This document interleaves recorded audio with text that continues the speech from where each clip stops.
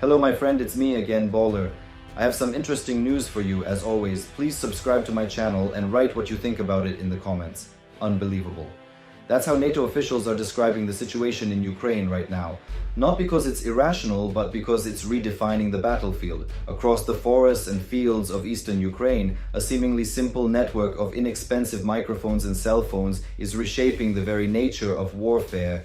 This system doesn't fire weapons or jam signals, it simply listens. And yet it's enough to unsettle Russian drone operators and astonish NATO's top brass. But this is no mere acoustic novelty. Ukraine's new system is not only listening, it's actively hunting.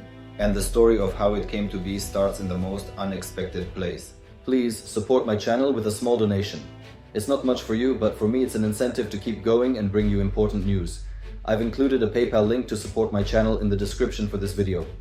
Thank you. It all began with Respeecher, a company originally focused on cloning celebrity voices for major Hollywood productions. The same technology they used to digitally replicate iconic voices would soon become one of the most overlooked weapons in modern warfare. Founded as a voice synthesis startup, Respeecher refined machine learning models to replicate human speech with remarkable precision. Their work was impressive enough to recreate characters from Star Wars for blockbuster films. But when Russia launched its full-scale invasion in 2022, the company's leadership, headed by CTO Dmytro Belyavtsov, faced a decision that would redefine their mission. Transitioning from entertainment to national defense wasn't an obvious leap. After all, voice cloning and missile detection seem worlds apart, but both rely heavily on advanced audio signal processing and pattern recognition powered by machine learning. The algorithms that once distinguished voices could now be repurposed to detect the unique acoustic footprints of incoming threats. In collaboration with Pavlo Chupka from i3 Engineering and Marian Solim from Ukraine's 125th Territorial Defense Brigade, Respeecher began building a system named Zvuk, the Ukrainian word for sound. The challenge? Train a system to accurately detect missiles and drones amid the cacophony of rural Ukraine. That meant filtering out wind, traffic, farm animals, chainsaws, even human voices. At first, the military sounds made up only 0.1% of the data. The system's early accuracy hovered at just 50%, but with continuous training and real-time battlefield audio gathered by frontline units, the system began to improve. Zvuk's hardware was deceptively simple. Curved acoustic mirrors about half a meter wide focused sound onto sensitive microphones, much like satellite dishes gather radio waves. These were linked to shoebox-sized computers that processed audio on the fly. The breakthrough came when the team solved what's known as the domain shift problem. Sounds recorded online or from a distance weren't representative. A missile flying overhead sounds vastly different up close, so they worked directly with military units to capture the real audio of threats as they passed nearby. By 2022, they had achieved what they called zero false negatives, never missing a real threat, though false positives still occurred. Within just 4 hours of deploying their first station, Zvuk detected a missile. That confirmed the concept worked under live combat conditions. However, the network, about 40 stations, wasn't large enough to cover the country. Detection range was limited, 3 miles for drones, 5 for missiles. Ukraine needed more. Still, Zvuk laid the technological foundation for everything that came next. It proved AI-powered audio detection could function in battle, that small devices could process complex acoustic data, and that civilian tech firms could adapt rapidly to wartime needs. Most critically, it showed that acoustic detection could identify low-flying threats that radar often misses, and do so at a fraction of the cost of traditional air defenses. The challenge was how to scale this from dozens of sensors to full national coverage. The answer came from an unexpected place, a pair of engineers in a Ukrainian garage. Their approach, unlike Zvuk, focused on simplicity and affordability. As General James Hecker of US Air Forces Europe described it, they mounted a microphone and cell phone atop a 6-foot pole to detect drones. It flipped the script. Cutting-edge gear wasn't essential if the network was large and the signal processing efficient. This effort evolved into Sky Fortress, a vast network of basic acoustic sensors moving away from Zvuk's sophisticated stations toward a scalable sensor grid. Thousands of low-cost devices were deployed and coordinated. The key, acoustic triangulation. When 3 or more microphones detect the same sound, time differences help pinpoint its origin, similar to how GPS works, but with sound instead of radio waves. Ultimately, Sky Fortress expanded to 10,000 sensors across Ukraine. General Hecker called the data they generated very accurate, feeding into a central system and reaching mobile fire teams in real time. The benefits over Zvuk were clear: more coverage, higher reliability through redundancy, and better precision. One microphone might estimate direction, but multiple ones could calculate exact coordinates, flight paths, and velocities.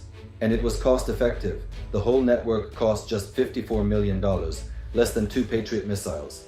Each sensor was around $400–500, making full coverage achievable. In one operation in 2024, Ukraine intercepted 80 of 84 incoming drones, a 95% success rate. This was achieved through acoustic detection and mobile anti-aircraft teams. Yet Skyfortress had its limits. It was best at detecting low-altitude threats, couldn't match radar for range or altitude, and coverage only extended where sensors were placed. Any shift in the front line required new stations, which led to the next innovation, mobile detection via drone. German firm Quantum Systems advanced its vector drone platform, turning the concept into a flying sensor. Instead of being fixed in place, these drones could carry tiny microphones, finger-sized and just a few grams, developed by Bawler's Acoustics. They can detect artillery from up to 10 miles away. Unlike Zvuk or Skyfortress, which were defensive, these drones act as mobile intelligence gatherers. They can locate enemy artillery and direct counter-fire missions without needing a visual line of sight. This tackles a core problem in modern warfare: speed of detection and first engagement. Old-school methods relied on radar or visual scouts. Acoustic systems are passive, they only listen, making them hard to jam or detect. They also work around obstacles by using sound reflections, giving them an edge in covert surveillance. Future AI upgrades will allow these drones to identify weapon types based on sound alone, revealing enemy unit makeup and intent. The drones will automatically rotate their cameras toward the source for immediate visual confirmation, eliminating delays between detection and targeting.